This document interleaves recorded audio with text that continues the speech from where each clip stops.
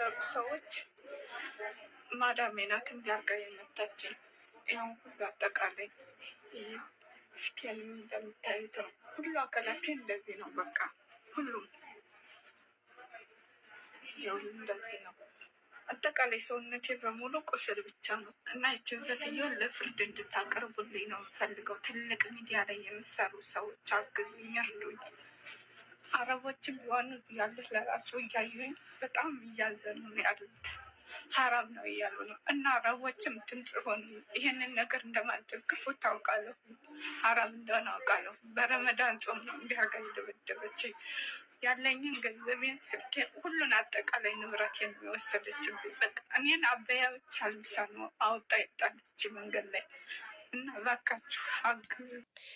ውድ ተመልካቾቼ እንግዲህ መግቢያዬ ላይ እችን የምትሰሟት ወይ ደግሞ ያያችኋት ልጅ ማለት ነው እጅግ በሚያሳዝን ሁኔታ እንግዲህ አረቧ እጅግ ደብድባ በዚህ መልኩ እጇ ሰብራ ጀርባዋ ምንም የተረፈ ነገር የለም።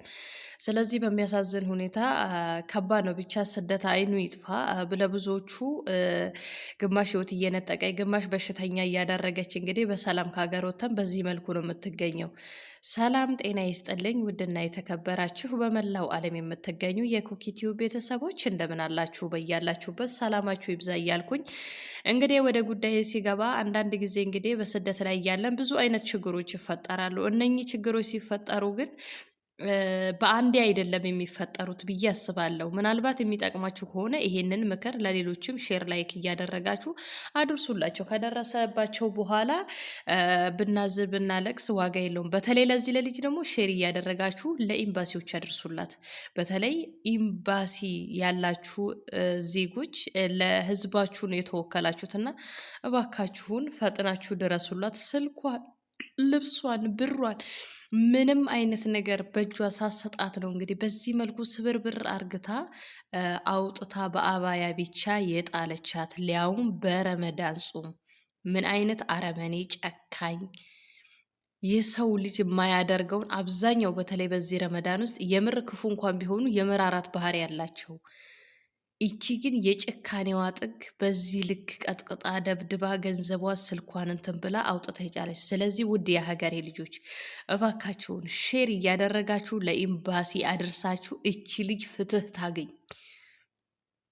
ሁላችንም እኛ ጋር እስኪደርስ አይደለም የምንጠብቀው፣ ፍትህ እንድታገኝ ሁላችሁም በተለይ ትልልቅ ቲክቶከሮች፣ ትልልቅ ዩቱበሮች እባካችሁም በተለይ ለእንዲህ ያለ ነገር ቅድሚያ ስጡና ህጋዎቹን እንዲከበርላትና ያደረገችውን ቅጣት እንግዲህ በተለይ እዚህ ሀገር ደስ የሚለው ነገር ቢኖር ህግ ከያዘው ትክክለኛ መረጃ ከያዘ ህግ የዚህ ሀገር ሆነ የሌላ ሀገር ሆነ ሀጅነቢ ሆነ አልሆነ ጉዳይ የለባቸውም። የህግ ማስፈጸም የወረደችዋ ተግባር ላይ ነው የምትውለው። ደስ ከሚለኝ ነገር አረብ ሀገር ማለት ነው ህግ ህግ ነው።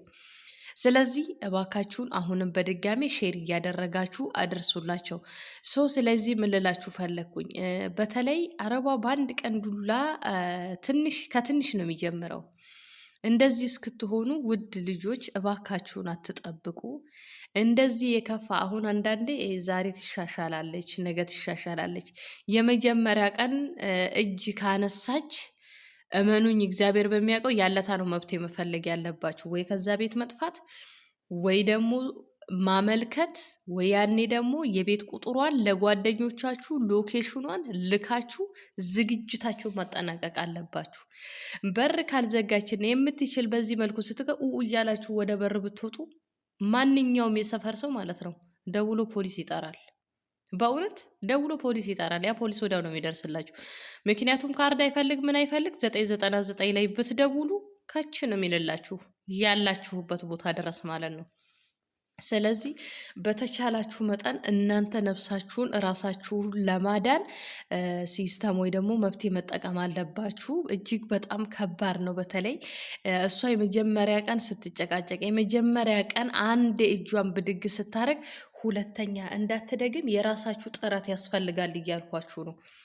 በቃ የራሳችሁ ውሳኔ በጣም ያስፈልጋል። ምክንያቱም እንደዚህ በአንድ ቀን አይደለም። ይሄ ትንሽ መታ ታረጋታለች፣ ለበጎ ብላ ታልፊዋለች፣ ደግማ ያኔ ትመጣለች። ምንድን ነው ማድረግ ያለባት ታዲያ?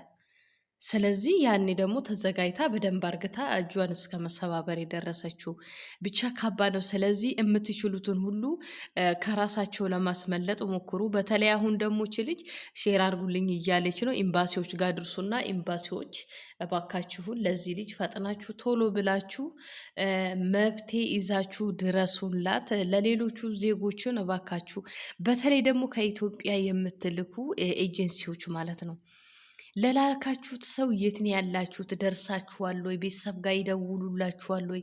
ቢያንስ ሪስፔክት ሊኖራችሁ ይገባል። እኔ የዛሬ ስንት ዓመት የዛሬ 4 ዓመት ስመጣ የኔ ቢሮ እኮ ልክ እስከ ዓመት ድረስ ይከታተሉኝ ነበረ። ሶ እኔ እንኳን የሆነ ቤት ቀየረ ይሄ ችግር ስል ለእነሱ ስደውል እነሱ ቀድሞ ቢሮው ላይ ደውለው ጉዳዩን አሳውቀዋል።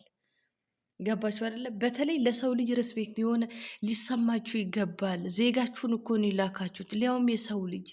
በተለይ ኢትዮጵያ ላይ ሲመጣ ደግሞ ምን ያህል ዋጋ ተከፍሎ እንደሚመጣ ታውቁታለች። በተለይ አሁን ላይ በጣም ከባድ ነው። ደላሎች ስንት ብር እንደምትቀበሉ ግልጽ ነው። እና እባካችሁን ውድ የሀገሬ ልጆች ራሳችሁን ከተለያዩ ነገሮች ጠብቁ። ለዚች ልጅም ሼር እያደረጋችሁ አድርሱላት። ኮኪቲዩብን በድጋሜ ሼር አድርጉ። በሌላ ቪዲዮ እስከምንገናኝ ድረስ